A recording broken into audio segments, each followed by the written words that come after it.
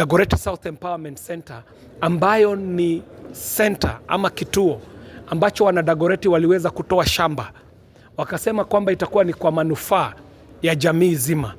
ati kwamba kama wakongwe wetu hawangeweza kutoa shamba hii wakati mashamba yalikuwa nagawa Reruta, kama wakongwe wetu hawangeweza kutoa hili shamba, hatungekuwa hapa. Nimesema hivi kwa nini? Nimesema kwamba ni ya mali ya umma. Ikiwa mali ya umma,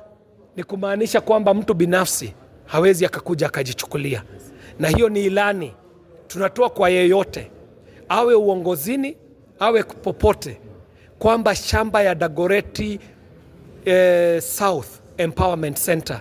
will not be for private business, will not be privatized. Kwa hivyo kama kuna mtu amekula pesa kwenda kuuza room moja ya Empowerment Center, ama mtu ameuza nafasi ya kiwanja ya Empowerment Center, ama ameenda akawauzia wanabiashara ati waweke mabillboard huku walipe watu binafsi, tunawajulisha hii ni sehemu ya serikali na kuna hatua zile ambazo zinafaa zichukuliwe ili tuweze kulinda shamba hili vile wakongwe wetu walilinda, vile wazazi wetu walilinda, na vile kizazi chetu kinafaa kilinde kwa vizazi ambavyo vinakuja.